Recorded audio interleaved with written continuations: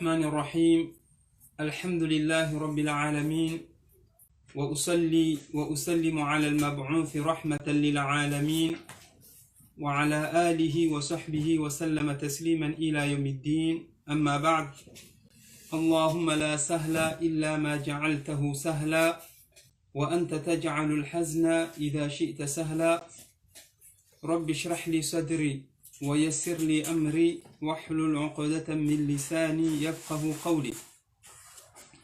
Mes chères mamans, mes chers parents, mes chers frères et sœurs, mes chers élèves, mes chers enfants, Assalamu alaikum wa rahmatullahi wa barakatuh. Nous voilà réunis un jour comme aujourd'hui, le vendredi, le meilleur des jours auprès d'Allah subhanahu wa ta'ala, dans le meilleur des mois. Essayez d'imaginer cette description magnifique. On est réunis dans le meilleur jour de la semaine, qui est le vendredi, dans le meilleur mois de toute l'année, qui est le mois de Ramadan, dans la meilleure partie du mois de Ramadan, à savoir dans les 10 derniers jours du mois de Ramadan. Nourun ala nour, bénédiction sur des bénédictions, masha'Allah. Walhamdulillahi rabbil alamin. Ne devons-nous pas être reconnaissants envers Allah? Nous sommes réunis, non pour élire quelqu'un, etc. Mais nous sommes réunis, masha'Allah, pour se faire le rappel d'Allah subhanahu wa ta'ala. Et comme vous le savez, Allah, il valorise énormément ce genre d'assises. Il les valorise, il les aime, ce genre d'assises. La khayra fi kathir, Allah nous dit dans son saint livre, il n'y a pas énormément de khayr, il n'y a pas énormément de bien. S'il n'y a pas de bien, il y a du shar, du mauvais, dans beaucoup de leurs assises. Sauf les assises, masha'Allah, qui font le rappel d'Allah subhanahu wa ta'ala, illa man amara bi sadaqa, ou ma'aruf, ou islahin bayna nas. Alhamdulillahi rabbil alamin, Allah nous a réunis aujourd'hui. Et on est reconnaissant pour qu'Allah subhanahu wa ta'ala il nous réunit encore et encore et encore. Et on lui demande à cet instant bien précis, comme il nous a réunis, masha'Allah, autour de sa parole, comme il nous a réunis ala ta'atihi, il nous a réunis tout en l'adorant, qu'Allah subhanahu wa ta'ala nous réunit le jour du jugement dernier au paradis, dans son vaste paradis, avec notre bien-aimé prophète alayhi salatu wassalam. Je répète la dua, comme Allah subhanahu wa ta'ala nous a réunis aujourd'hui autour de sa parole. Qu'est-ce qui nous unit à cet instant? C'est sa parole. Comme il nous a unis, il nous a réunis, masha'Allah, puisse Allah subhanahu wa ta'ala nous réunir dans son vaste paradis. Barakallahu fikum. On prend cette occasion et on fait dua pour nos morts qui sont morts pour X raisons. On demande à Allah subhanahu wa ta'ala de leur pardonner, de leur faire miséricorde, et que dans leur tombe, que leur tombe soit un jardin du paradis. Que dans leur tombe, ils soient dans un jardin du paradis. Et qu'Allah subhanahu wa ta'ala les fasse miséricorde et les fasse rentrer au paradis. Comme on fait dua pour ceux qui sont malades ces jours-ci, qu'Allah subhanahu wa ta'ala les guérisse, leur donne une guérison totale et une guérison rapide. Nos familles proches, mais aussi nos familles qu'on ne connaît pas, innamal mu'minuna ikhwa. Certes, les croyants sont frères. Wa kadhalika, on fait dua pour la umma entière, pas seulement pour les musulmans. On fait dua pour ces millions, ces milliards de non-musulmans qui sont malades. On fait dua pour eux. On fait dua pour qu'Allah subhanahu wa ta'ala les guide. On fait dua pour qu'Allah subhanahu wa ta'ala les guide sur le bon chemin. Et qu'Allah, bien sûr, leur donne la guérison. C'est ça notre dua. Et on doit avoir cette miséricorde en nous et faire dua pour la umma. Combien vous avez de camarades? Combien vous avez de collègues du travail que vous appréciez, que vous avez énormément d'affinité pour eux? Ce qui est normal, ce qui est naturel, j'ai envie de dire. D'accord? Vous vivez avec eux, vous partagez énormément de temps avec eux, etc. Mais ils ne sont pas, à l'heure actuelle, ils ne prononcent pas la shahada. Ils ne disent pas la ilaha illallah. Et donc, qu'est-ce qu'on doit faire? On fait dua pour eux. Qu'Allah subhanahu wa ta'ala les guide sur le bon chemin. Et je pense que ça vous ferait plaisir que c'est vos camarades de classe, vos camarades du travail, vos collègues, etc., encore une fois, que vous appréciez à juste titre. D'accord? Que ce sont des bons camarades, ils ont des bonnes qualités, etc., mais ils ne sont pas musulmans. Faites dua pour eux. Qu'Allah subhanahu wa ta'ala les guide. Barakallahu fikum. Comme vous le savez, on est à quelques jours du départ du mois de Ramadan. Toute chose a une fin. Et bien sûr, on demande à Allah subhanahu wa ta'ala que notre fin soit bonne. Et qu'on fasse partie de ces millions de personnes qu'Allah subhanahu wa ta'ala aura regardé avec un œil de miséricorde et aura accepté d'eux leur ramadan. Qu'on fasse partie de ces personnes qu'Allah subhanahu wa ta'ala il aura eu pitié d'eux et qu'il les aura regardés avec un œil de miséricorde et qu'il aura accepté d'eux leur ramadan. C'est ce qu'on souhaite. On souhaite faire partie de cela. Et on souhaite faire partie de ce qu'Allah subhanahu wa ta'ala aura pardonné. Tous les péchés commis, grands, petits, qu'Allah nous les pardonne. Et tous les péchés qu'on va commettre aussi, qu'Allah subhanahu wa ta'ala nous les pardonne. Qu'on sort du mois de Ramadan, comme un petit nourrisson qui vient de naître. Ya Allah. Qu'on sort du mois de Ramadan plus blanc que ce qamis que je porte. Il est blanc, plus blanc que ce qamis que je porte. À savoir quoi? Plus de péché. Ô toi mon frère qui jeûne, ô toi ma soeur, ô toi mes chers parents qui jeûnez, Masha'Allah, c'est ça notre souhait. C'est de sortir de là en n'ayant plus de péché. De sortir du mois de Ramadan en n'ayant plus de péché. C'est fini. Péché, c'est fini. On va en commettre et Allah nous donnera d'autres occasions, comme on a vu, pour se faire pardonner. Et pour cela, n'oubliez pas la règle.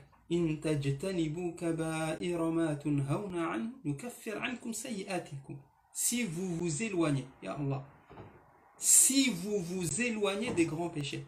Allah ne nous dit pas si vous ne commettez pas. Non, non, non, non. Commettre, c'est une chose. S'en approcher, c'est une chose aussi. Ici, Allah nous dit quoi? Si vous vous éloignez. Éloignez-vous. Comme surtout du zina. Wala taqrabu zina. Ne vous rapprochez pas.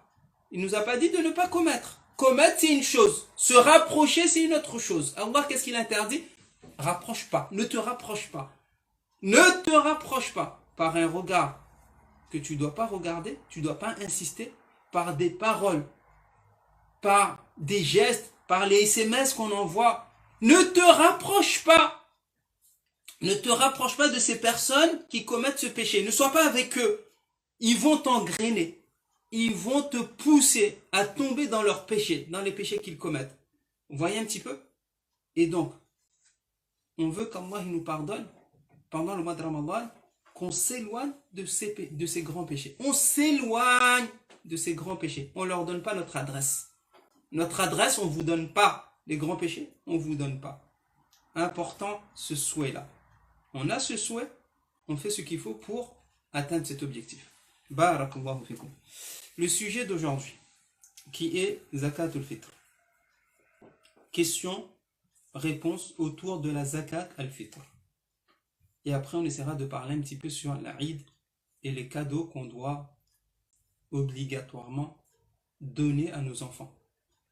Les cadeaux qu'on doit obligatoirement, je dis obligatoirement donner à nos enfants. Pourquoi? Parce que nos enfants, masha'Allah, ils méritent cela.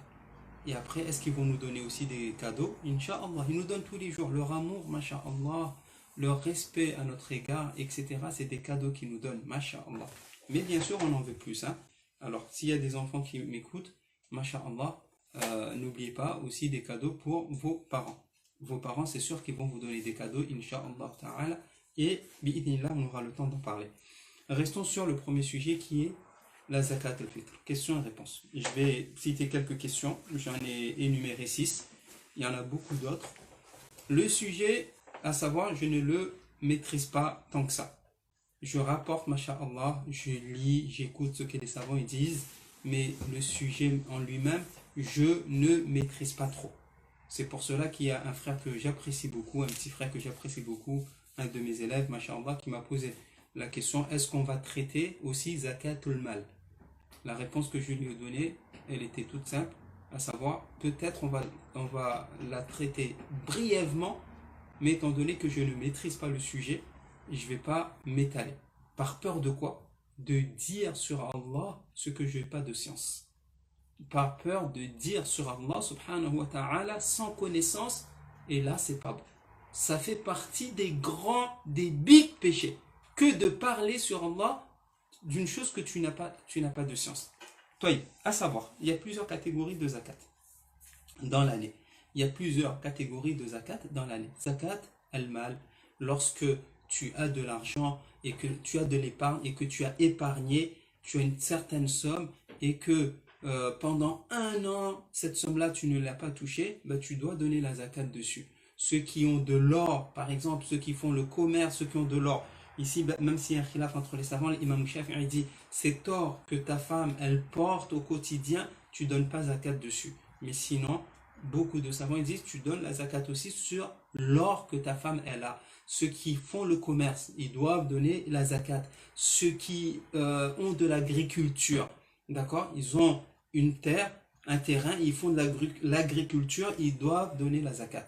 Tous ceux qui sont dans ce domaine-là, n'hésitez pas à demander les savants, si maintenant tu es commerçant, de demander les savants, allez, à quel moment je dois donner ma zakat. Si maintenant tu as de l'argent à la banque ou chez toi, tu demandes, c'est ce que je dois donner comme zakat, etc., etc. C'est important. Toi, nous on va rester là et parler sur la zakat, parmi les catégories de zakat, zakatul fitr. Zakatul fitr. Certains savants ils disent, c'est la plus importante. C'est la plus importante qui est zakatul fitr. Prenez ça comme règle. On a dit, ya Allah, si la umma, c'est-à-dire qui la umma, c'est-à-dire nous, si tout le monde connaissait ses obligations envers la zakat, connaissait ses obligations envers la zakat, ce qu'il doit sortir, ce qu'il doit payer, et si tout le monde le faisait, il n'y aurait pas beaucoup de pauvres dans le monde. Il n'y aurait pas beaucoup de pauvres, on va dire même pratiquement il n'y en aurait pas. Comme au temps de Omar ibn Abdel Aziz. Il n'y avait pas de pauvres. Les riches, ceux qui avaient la zakat, ils sortaient avec leurs poches pleines de zakat pour donner des pièces d'or, etc. pour donner aux pauvres. Et les pauvres, quand ils arrivaient devant un pauvre, le pauvre disait quoi? Non, j'en ai pas besoin. J'ai assez, j'en ai pas besoin. Vous voyez un petit peu? Ça, c'est une des solutions qu'Allah subhanahu wa ta'ala nous a donné pour faire disparaître la mendicité, la pauvreté. Mais étant donné que la umma, elle ne donne pas leur zakat, ou bien quand ils donnent la zakat, ils ne donnent pas aux personnes qu'il faut. Quand ils donnent la zakat, ils ne donnent pas quand il faut. Ben, on se retrouve à trouver des milliers et des millions de musulmans malheureusement dans le monde qui sont là à mendier. Wallahu al-musta'an. Très bien. Première question qu'on doit se poser. Hukmu zakatul fitr. Hukmu zakatul fitr en arabe, en français, ça va donner quoi? Quel est le point de vue juridique? Quel est le point de vue juridique concernant la zakatul fitr? Point de vue juridique, ça veut dire quoi? Est-ce que la zakatul fitr, elle est obligatoire?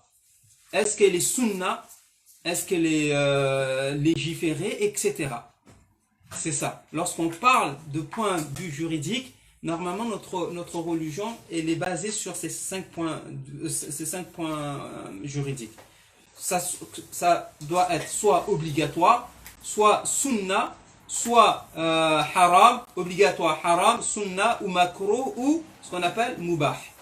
Je répète, soit c'est obligatoire, une chose dans notre belle religion, lorsqu'on la juge, soit on dit qu'elle est obligatoire avec les dalils, soit on dit qu'elle est haram avec les dalils, soit on dit qu'elle est sunna avec les dalil, soit on dit qu'elle est makruh.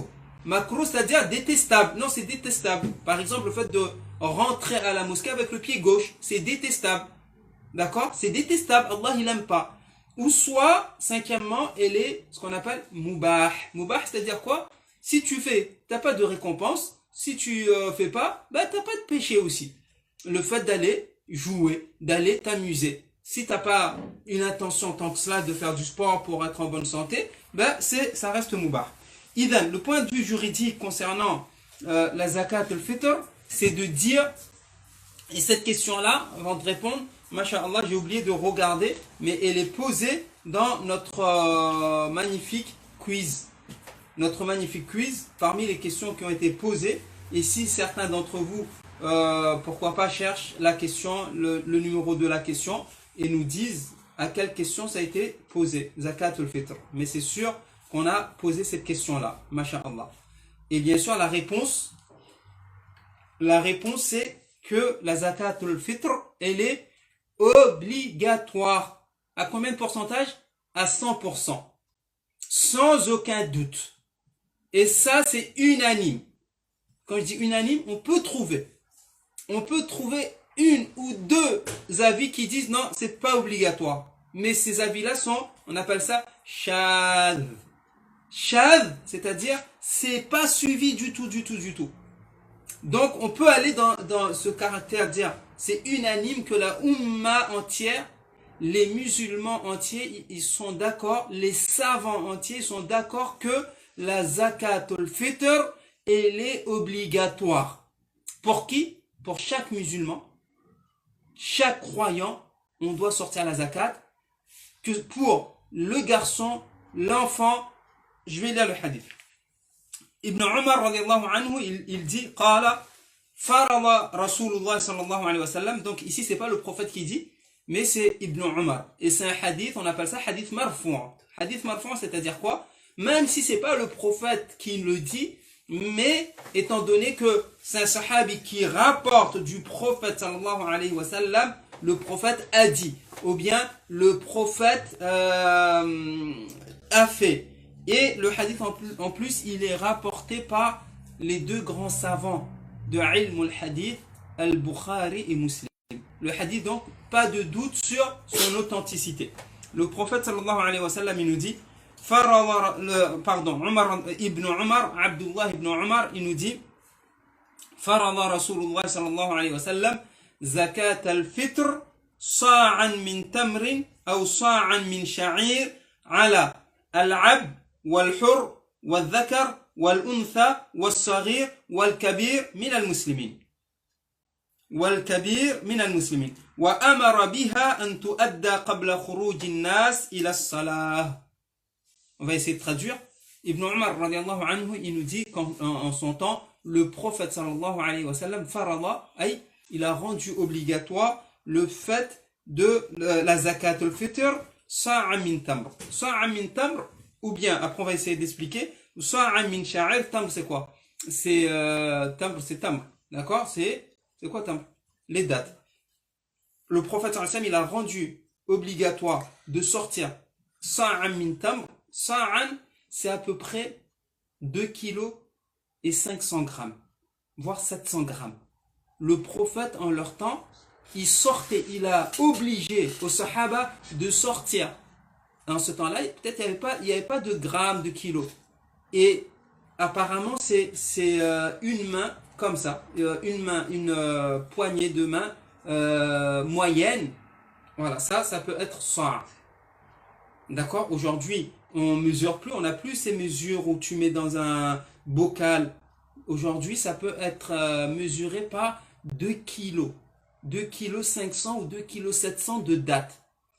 Le prophète sallallahu alayhi wa sallam, après on va détailler incha'Allah, il a obligé aux musulmans sahaba de sortir la zakat al-fitr, date, sa'a min tam, ou sa'a min sha'ir. Sha'ir c'est le blé, ou bien du blé.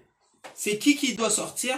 Sur tous les musulmans. Même si ce musulman-là, c'était un esclave, ala al-abd, wal-hur, c'est celui qui a la liberté. Wal dhakar, les garçons, ils doivent sortir la zakat. Wal untha, la fille aussi. C'est pas parce que je suis une fille que je ne... Non, tu sors la zakat. Wal sarir, même le petit. Même le petit. Et je vais rajouter que même l'imam Shafi'i, il a dit quoi? Retenez cela. Même l'enfant qui est dans le ventre de ton épouse, de ta femme, cet enfant-là, même s'il n'est pas né, l'imam Shafi'i a dit, tu dois, toi, chef de la famille, il doit sortir la zakat. Pourquoi? Parce que c'est un être vivant. Dès qu'il est au stade d'être vivant, on sort la zakat pour lui. Ça, c'est un avis de l'imam Shafi'i. Wassarir wal kabir, d'accord, l'adulte, min al-muslimin. Il n'y a que les musulmans qui sortent la zakat.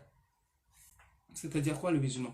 Imaginons, on prend ce cas de figure. Imagine toi, cher papa, tu as dans ta famille, tu as des enfants et un parmi tes enfants, un parmi tes enfants, il est grand, il est adulte et il s'est vu intelligent, philosophe, il a fait des études, beaucoup d'études, machallah, il est médecin, il est ce qu'il est, et à un moment donné, il vient et dit, ça y est, je suis plus musulman.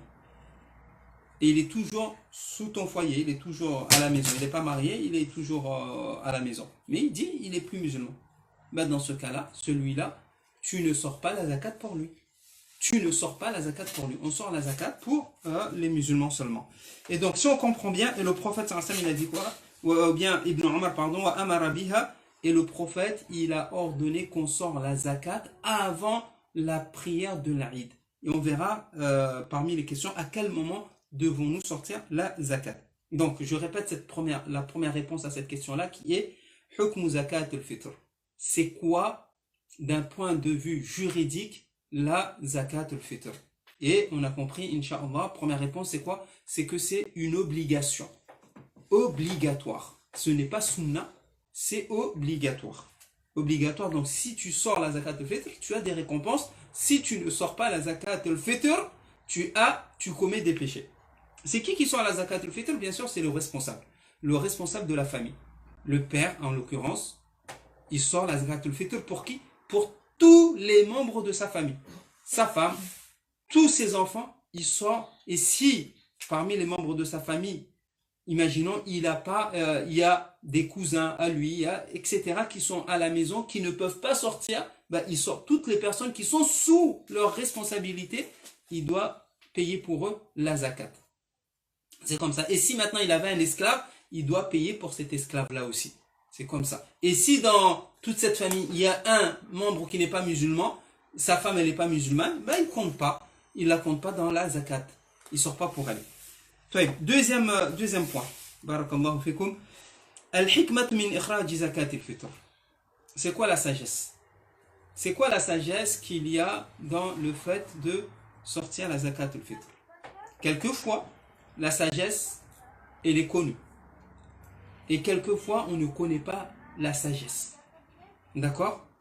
Par exemple, quoi? On peut chercher, c'est quoi la sagesse qu'il y a dans le fait de jeûner? Et ça, on a traité pourquoi jeûner. Ben, on a trouvé plusieurs sagesses. Le fait de prier, c'est quoi la sagesse qu'il y a de se taper le front par terre? Bien sûr, j'extrapole, je dis gros. Bien sûr, il y a beaucoup de sagesse. Spirituelle, même physiquement, il y a une sagesse. Pour notre corps, c'est un khair, c'est un bien. C'est quoi la sagesse qu'il y a de faire l'asr 4 rak'at? Là, on ne trouvera pas de sagesse, wallahu a'lam. Pourquoi pas 3 rak'at? Pourquoi pas 10 rak'at? Donc, il y a des actes d'adoration qui sont... On peut remarquer la sagesse, on peut... comment je vais dire ça? On peut trouver la sagesse, et il y a d'autres actes d'adoration qu'on ne connaît pas. Ici, c'est quoi la sagesse de la zakat al-fitr? Là, par contre, alhamdulillah, rabbil alamin, on a la réponse. À retenir, deux réponses, deux sagesses, parmi d'autres, mais c'est ces deux-là qui sont les plus importants à retenir. Premièrement, le prophète sallallahu alayhi wa sallam nous dit zakat al-fitr tuhratun lis-sa'imi min al-laghwi war-rafath.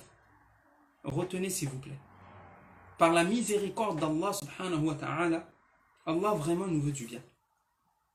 La zakat al-fitr, elle purifie notre ramadan. Suivez. La zakat al-fitr purifie notre ramadan. De quoi? Qu'est-ce qu'on a fait pendant le ramadan? Qu'est-ce qu'on a fait qu'il ne fallait pas faire pendant le mois de ramadan? On a pu regarder des choses qu'il ne fallait pas regarder. Pour nous les garçons, on a regardé des filles. On a regardé des filles alors qu'il ne fallait pas les regarder. Allah il nous dit dans son saint livre, baissez le regard.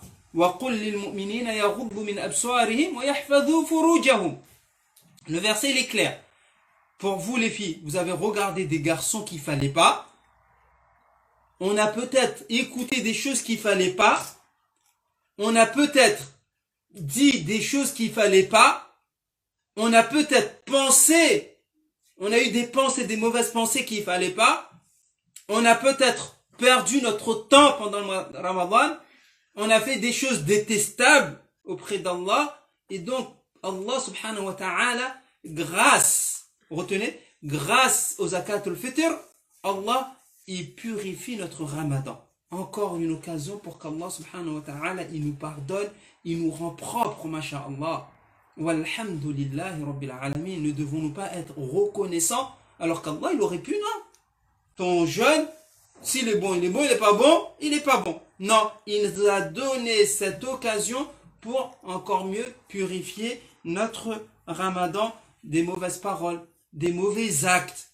Vous voyez un petit peu? Peut-être il y en a parmi nous, pendant le mois de Ramadan, essayez d'imaginer cela. Ils n'ont pas prié. Ils n'ont pas prié à l'heure. Ils n'étaient pas concentrés dans leur prière. Tout ça, c'est des péchés, la famille. Vous voyez un petit peu? Ils n'étaient pas à la hauteur. Envers qui? Envers leurs parents. Imaginez, on a nos parents qui sont vivants. On se doit d'avoir, comment je vais dire ça, une bonne relation avec eux. Bah, si maintenant on n'a pas cette bonne relation, bah, on manque à nos obligations pendant le mois de Ramadan.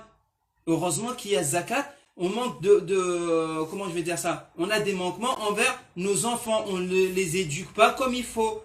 Bah, tout ça, c'est des péchés qu'on fait pendant le mois de Ramadan. Et donc, le fait qu'Allah subhanahu wa ta'ala, il nous a prescrit la zakat al-fitr, c'est pour purifier notre jeûne. Purifier le jeûneur de toutes les mauvaises actions qu'il aurait pu commettre. Ça, c'est première sagesse. Ou bien, première raison. Et deuxièmement, à retenir cela, car c'est un point clé, c'est pour tu'matul lil masakin. C'est pour éviter quoi? Que nos familles, que nos amis, que les musulmans qui sont pauvres, d'accord, qui sont nécessiteux, qui sont dans le besoin, le jour de l'Aïd, qui ne puissent pas passer une bonne fête de l'Aïd. Pourquoi? Parce qu'ils n'ont pas à manger. C'est un jour où on doit manger, comme vous le savez. Le jour de l'Aïd, dans la sunna, tu pars pas à la mosquée pour faire l'Aïd avant d'avoir mangé. Tu dois manger, ne serait-ce quelques dates. Vous voyez? Et quand tu reviens, la table elle est garnie. La table elle est garnie, masha'Allah, de bonbons, de gâteaux, de chewing-gum, etc. Comme vous le savez. Pour nous, pour les voisins et tout. Imaginez les pauvres. Imaginez ces familles qui n'ont rien à manger pendant le mois de Ramadan. Pour éviter que le jour de l'Aïd, ils ne passent pas un bon Aïd, on leur ramène de la nourriture. Tenez, en plus des gestes qu'on a fait pendant le Ramadan, pendant le jour avant l'Aïd, d'accord? Avant l'Aïd, et on verra à quel moment on doit sortir zakat, le meilleur moment pour sortir zakat. Qu'est-ce qu'on fait? On leur ramène de quoi manger. Vous aussi, il faut que le jour de l'Aïd, vous passez une bonne fête de l'Aïd. Que vous-même, vos enfants et tout, ils mangent bien. C'est pour cette raison-là.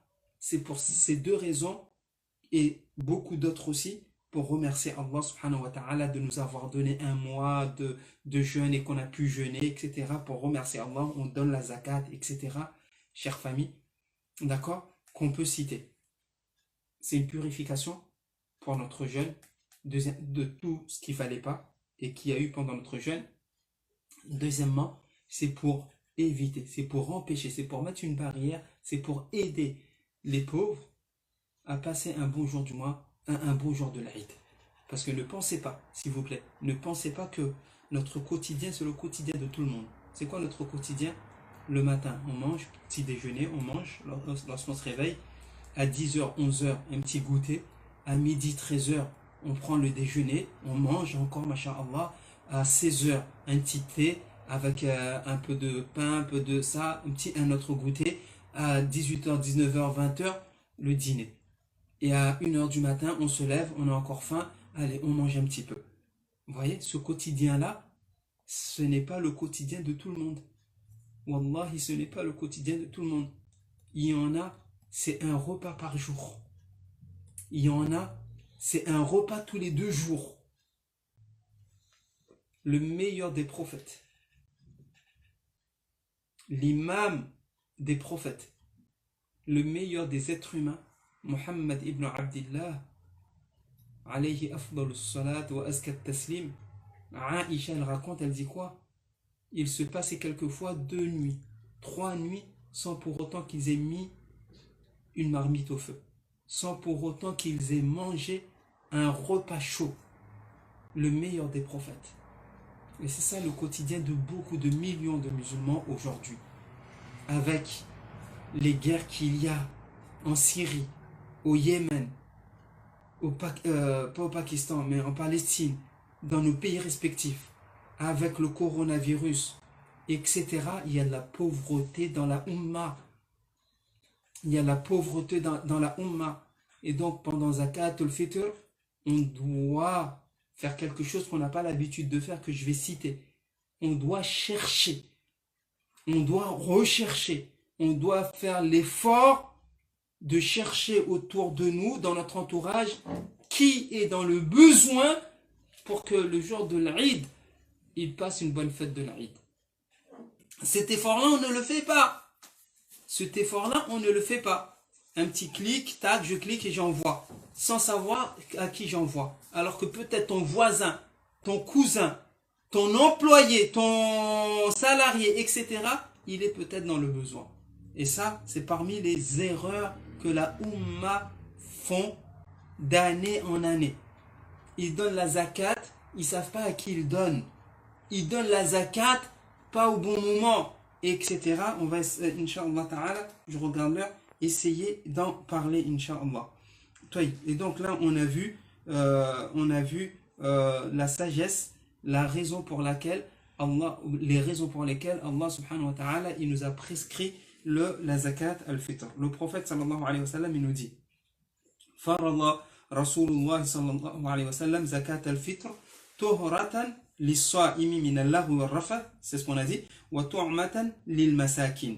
Man addaha, le prophète sallallahu alayhi wa sallam, il nous dit qabla as-salat fa hiya zakat maqbula. Ça, on va voir. Troisième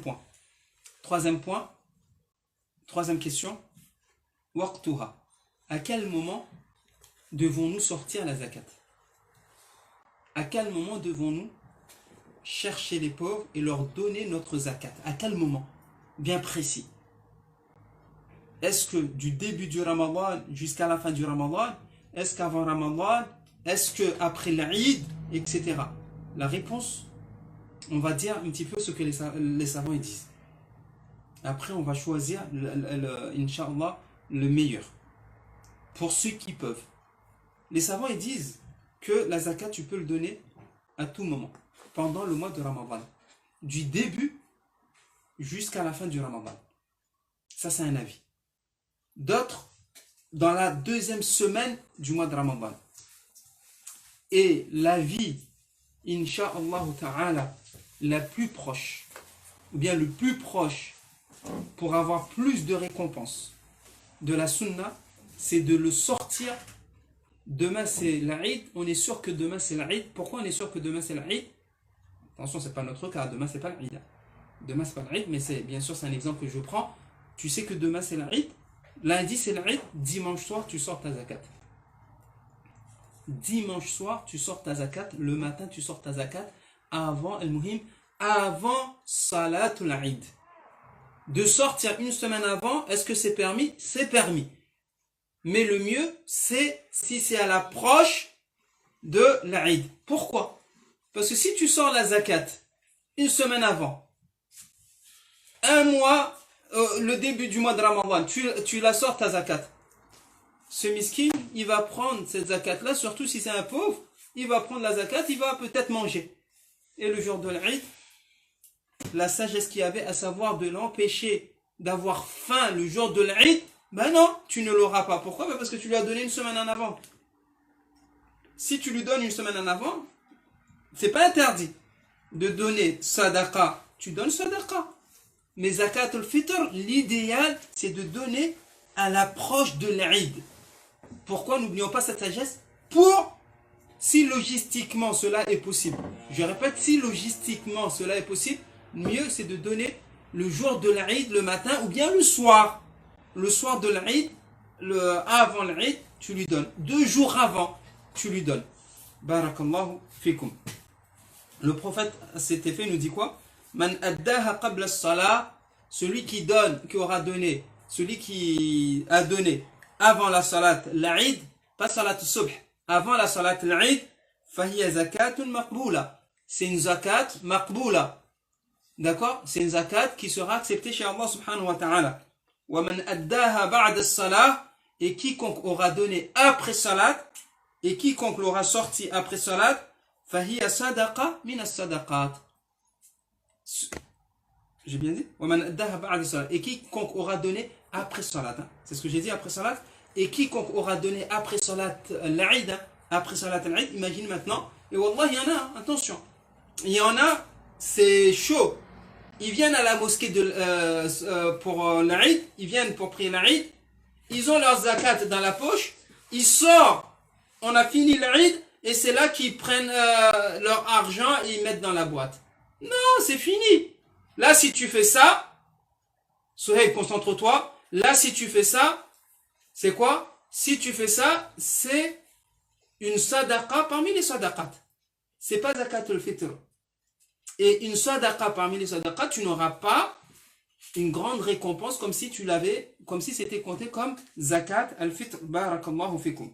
Donc, on doit la donner avant salat, obligatoirement avant salat al-Eid. Un jour avant. Barakallahu fikum. Très bien. Ça, c'est pour la question à quel moment devons-nous donner la zakat al-fitr. Bien compris, Inch'Allah? Oui. Question. Je vais laisser la plus grosse question pour la fin. Question. Est-ce qu'on a le droit de donner la zakat al-fitr dans un autre pays que dans le pays où on vit? J'ai de la famille qui sont pauvres au pays, d'accord, ce qui est le cas pour beaucoup d'entre nous. Est-ce que ma zakat, au lieu que je cherche les pauvres ici et je donne des pauvres ici, mais j'envoie à ma famille qui est là-bas, j'envoie à mes connaissances qui sont là-bas, mes cousins, mes neveux, mes oncles, etc. Mes voisins au bled, j'envoie pour eux. Est-ce que c'est possible ou c'est pas possible? La réponse. Les savants ils disent c'est possible. C'est possible de faire cela à condition. Mahia, c'est quoi la condition? La condition, c'est que là où tu vis, dans le pays où tu vis, que tu sois sûr qu'il n'y a pas de pauvres. Que tu sois sûr qu'il n'y a pas de pauvres. Si tu es sûr que autour de toi, tu ne connais pas de pauvres, d'accord? Tu ne connais pas de pauvres, il n'y a pas de pauvres, dans ce cas-là, tu sors ta zakat dans un autre pays. Mais si là où tu habites, les pauvres qui t'entourent, hum aoula, ils sont prioritaires pour ta zakat.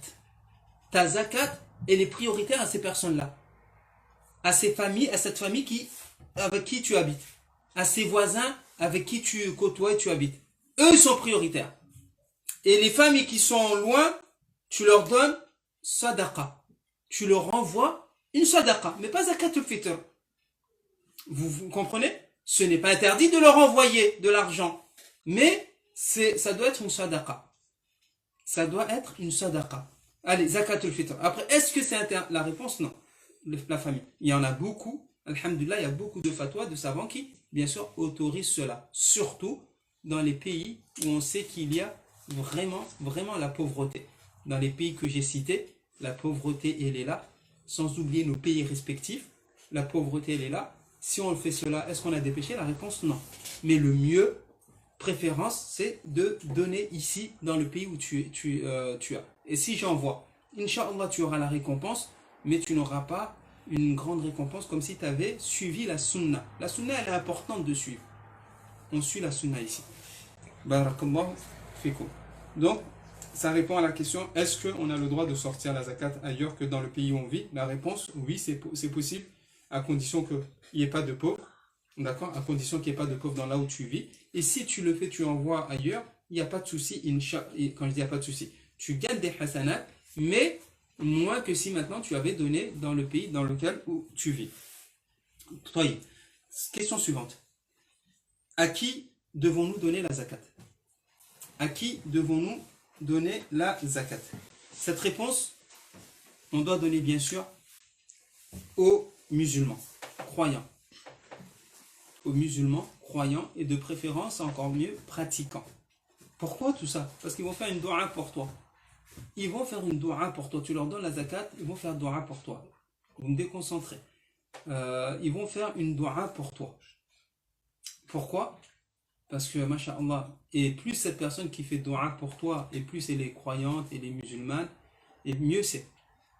Est-ce qu'on ne donne pas aux non-musulmans la réponse zakat al-fitr? On ne donne pas aux non-musulmans. Par contre, si maintenant tu as bon espoir que cet homme qui n'est pas musulman, cette femme qui n'est pas musulmane, si tu le donnes, masha'Allah, il rentrera dans l'islam, tu peux le faire. Les non-musulmans, on leur donne quoi? Sadaqa. Les sadaqa, on leur donne. Il n'y a pas de souci. Ça veut dire quoi? On leur donne sadaqa. Mais maintenant, tu sais que ton voisin, il n'est pas musulman, il est dans le besoin, et tu as un peu d'argent, tu peux l'aider, et tu dois l'aider. D'accord? Ça, c'est une sadaqa. Ça, c'est une sadaqa. Mais zakat al-fitr, n'oubliez pas, c'est pour aider ces musulmans et musulmanes qui ont jeûné et qui, le jour de l'Aïd, on veut qu'ils passent une bonne fête de l'Aïd. Les non-musulmans ne passent pas, ne fêtent pas l'Aïd. Barakallahu fikum. J'espère, Inch'Allah, qu'on a pu voir la différence. Donc, à qui on donne? Cette réponse, elle est donnée par le verset 60, Surat At-Tawbah. Surat At-Tawbah. Je vais essayer de lire ces versets. Et après, comme ça, on va décortiquer les personnes qu'on doit donner la zakat. Allah subhanahu wa ta'ala nous dit dans cette sourate, بعد أعوذ بالله من الشيطان الرجيم إنما الصدقات للفقراء والمساكين والعاملين عليها والمؤلفة قلوبهم وفي الرقاب والغارمين وفي سبيل الله وابن السبيل فريضة من الله والله عليم حكيم إنما الصدقات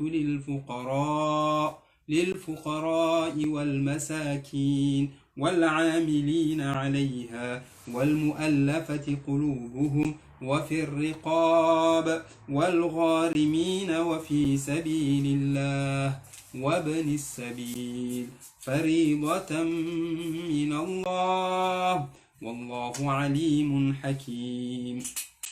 Verset 60, Surat Tawbah. Allah subhanahu wa ta'ala, vous voyez comment Allah, il ne nous a pas laissé au hasard. Réfléchissez de vous-même. Non, Allah, il a prescrit.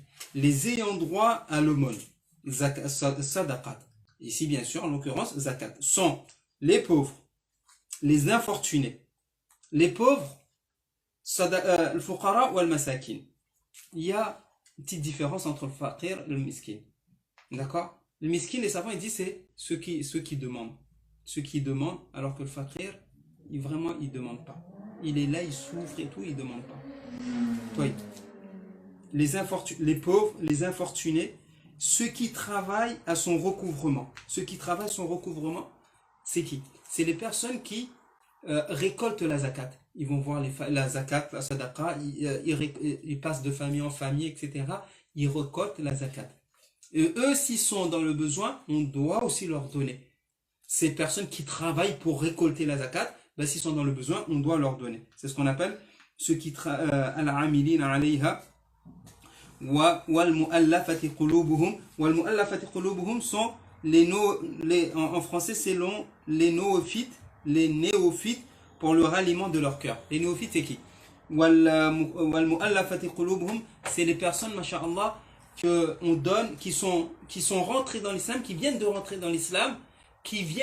dans l'islam, pour leur pour leur affermir leur foi, pour qu'ils voient la bonté de l'islam, on leur donne la zakat. On leur donne la zakat pour affermir leur foi et qu'ils voient la bonté de l'islam, et surtout bien sûr s'ils sont pauvres.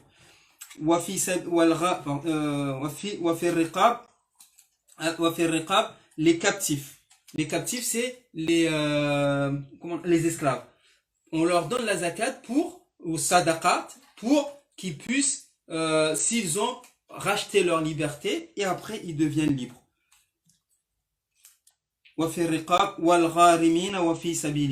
Ceux qui sont al-gharimin, c'est ceux qui sont accablés de dettes.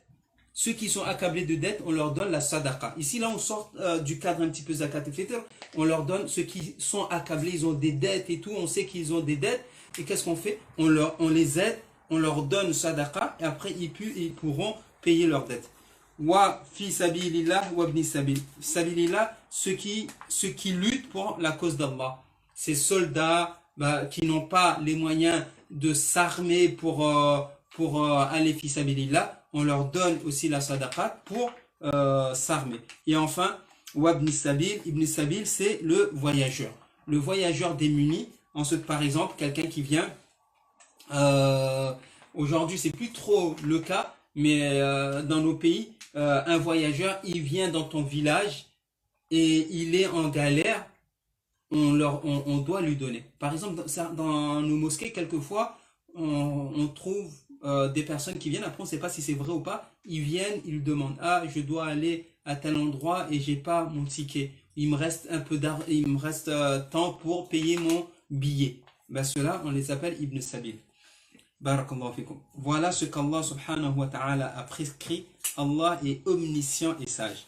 Donc ça répond à qui devons-nous donner la zakat.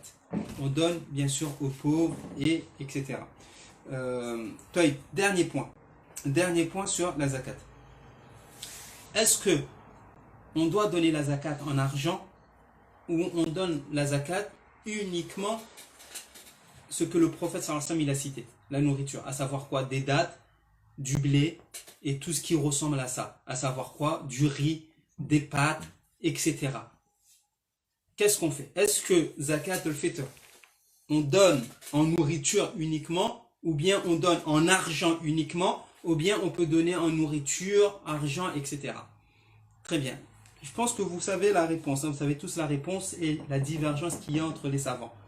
Et quand je dis la divergence qu'il y a entre les savants, c'est pas la divergence qu'il y a entre nous, mes frères et sœurs. Ça, c'est les savants, masha'Allah, qui ont divergé. La grande majorité des savants, pour aller vite, la grande majorité des savants, les trois grands savants, masha'Allah, l'imam Malik, l'imam al-Shafi'i, l'imam Ahmed, ils vont dans le sens où la zakat, on donne en nourriture. Et l'imam Abu Hanifa, non, on peut donner aussi en argent. On peut donner en argent. Donc ici, j'attire votre attention sur un fait. Un fait qui est très important et qui est malheureux. Qui est vraiment malheureux. À savoir quoi? Entre savants, ils ne se tapent pas, ils ne s'insultent pas, ils se respectent entre savants. Ils savent que ça c'est un savant, il a étudié, il a réfléchi, il a regardé les dalils, il a donné son point de vue. Basé sur des dalils. Basé sur 20 ans, 30 ans, 50 ans de quoi? De science. 50 ans, 40 ans, 30 ans, il s'est assis, il a le Coran en entier, il a les hadiths et tout, et il donne un avis. Les savants ils se respectent entre eux. Par contre, nous, malheureusement, non, c'est pas le cas. Ce n'est pas le cas. J'entends un frère, il donne un avis juridique et il s'appuie sur l'avis d'un savant, directement on le qualifie. Catégorie A, celui-là c'est un salaf. Pourquoi? Parce que son point de vue c'est ça. Celui-là c'est un khalaf. Celui-là c'est un mubtadi'. Celui-là c'est... Pourquoi? Parce qu'il a donné un avis appuyé sur l'avis de l'imam Abu Hanifa, l'avis de l'imam Shafi'i, mais directement on le catégorie. Et ça c'est très malheureux de notre part. Ça c'est très malheureux de notre part. De dire aujourd'hui, les imams, l'imam de ma mosquée, il dit qu'on donne la zakat on peut donner la zakat en argent. Ah ben celui-là, il n'est pas min ahli sunna wal jama'a. Il ne fait pas partie de ahli sunna wal jama'a. Ah, malheureusement. Alors que Abu Hanifa qui a dit ça, je ne pense pas qu'il y a un savant qui a dit que Abu Hanifa ne fait pas partie de ahli sunna wal jama'a. Mais ton imam de la mosquée, s'il donne cet avis, non, il ne fait pas partie de ahli sunna wal jama'a. C'est malheureux. C'est très malheureux. Et donc, moi je donne mon avis. Quand je dis mon avis, c'est-à-dire quoi? L'avis que je fais confiance. Je fais confiance l'avis de ces grands savants, de ces innombrables savants qui disent qu'on doit donner la zakat en nourriture. Et wallahi, je respecte et je me dois de respecter l'avis de ces savants. Et qui suis-je pour ne pas respecter l'avis de ces savants qui disent et qui autorisent de donner en argent? Qui suis-je pour ne pas respecter et aimer ces savants qui disent qu'on peut donner en argent? Respect. C'est des savants, ils ont fait des années. Nous, on fait quoi comme année? On est là, Internet, Google, ça y est. Là, ils se sont assis. Avant de donner ses avis, ils ont étudié. C'est comme ça. Et donc, je suis cet avis car au temps du prophète, il y avait de l'argent, bien sûr pas sous format papier, il y avait de l'argent, et il y avait de la nourriture, et le prophète, il a dit de donner en nourriture. D'accord? Il a dit de donner en nourriture. Et donc, d'année en année, c'est ce que je fais, et je vous invite à faire pareil, et je vais vous dire un truc. Malheureusement, je regarde l'heure, on n'a pas beaucoup de temps. Celui qui veut goûter à la saveur de la zakat al-fitr, je répète, celui qui veut goûter à la saveur de zakat al-fitr, c'est-à-dire quoi? Qu'il ressente dans son cœur qu'il fait un acte d'adoration, Inch'Allah, accepté chez Allah, qu'il prenne la sunna du prophète, qui sort et qu'il aille au centre commercial ces jours-ci et qu'il aille regarder, qu'il aille compter, j'ai dans ma famille tant de personnes, ils sont 10, ils sont 5, je dois donner tant de kilos, etc. Il se casse un peu la tête et il achète. Et il se casse la tête pour aller chercher mon voisin, mon cousin, mon ami, il est dans le besoin et il va. Wallahi, le cœur il est content. Il y a la saveur de la zakat. Et là, je parle par science et par expérience. Contrairement à celui qui arrive devant la mosquée, à tenir mes 50 € et il donne. Sans savoir, sans se casser la tête. Vous voyez? Et donc, ce côté, malheureusement, il a été délaissé. On est parti sur le côté trop facile de la chose. Trop facile de la chose, je donne sans savoir qui je donne. Et donc, sans s'étaler, voilà la zakat. Est-ce qu'on doit donner en argent? J'ai dit, il y a des savants, et c'est des savants, retenez, qui l'autorisent. Après, d'autres, et c'est la grande majorité, wallahu ta'ala a'lam, qui disent non, zakat al-fitr, quand il s'agit de zakat al-fitr, donner en nourriture.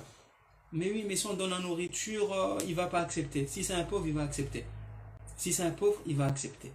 Et cassons-nous un petit peu la tête pour trouver les pauvres. Barakallahu fikum pour ce sujet. Encore une fois, à l'approche de Zakat al-Fitr, si je me suis trompé dans tout ce que j'ai dit, bien sûr faites-moi la remarque, Inch'Allah, on s'en excusera. N'oubliez pas qu'il y a l'Aïd, et j'ai dit au début du dars, du live, nos enfants, les personnes qu'on aime, on se doit de quoi? On se doit de leur donner un cadeau, Inch'Allah Ta'ala, à la fin du Ramadan. Le prophète sallam nous dit quoi? Tahadu tahabu. Faites-vous des cadeaux entre vous, vous allez vous aimer. Et ça, bien sûr, on en parlera de plus en plus. Nos enfants, machallah, qui nous ont étonnés. Nos enfants qui nous ont étonnés, qui ont jeûné.